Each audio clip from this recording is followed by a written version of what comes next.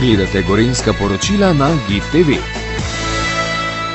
Peter Torkar, prejšnji in zdajšnji župan, volilna kampanja je za vami, začenja se tako rekoč nov dan in najprej seveda iskrene čestitke vam in seveda vašim volivcem, ki so vas ponovno izvolili. Hvala vsem volivkam in volivcem, da so izrazili podporo na volitvah.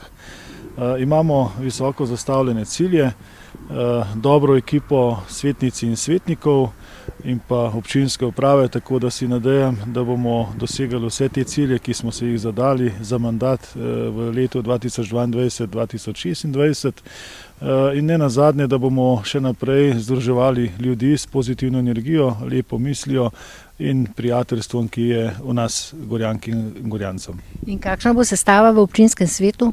Sestava v občinskem svetu je tako, kot so si želeli volivke in volivci, tako da glede na sestavo občinskega sveta, na svetnice in svetnike, verjamem, da bomo dobra ekipa in da bomo odlično sodelovali.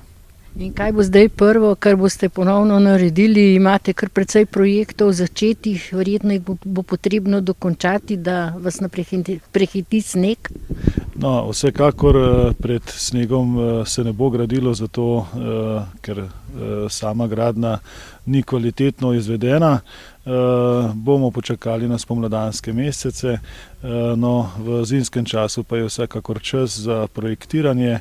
V prvi vrsti se bomo lotili projektiranja novega gorjanskega doma in pa novega vrtca.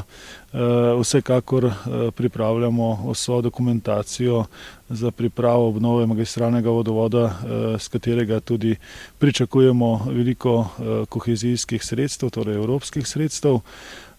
Ne nazadnje pa tudi želimo, da bomo v letu 2026, ko bojo olimpijske igre v Cortini, italijanski Cortini, peljali ne samo 4 Gorjance kot predstavnike slovenske države na olimpijske igre, ampak da jih peljemo kar 6.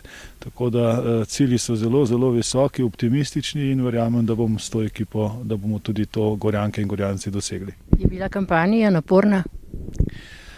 Kampanja je bila sploh naša, torej skupine Stopimo skupaj, kandidatk in kandidatov, ki so me podprli in pa vseh, ki so nas podprli pri sami kandidaturi, je bila precej preprosta.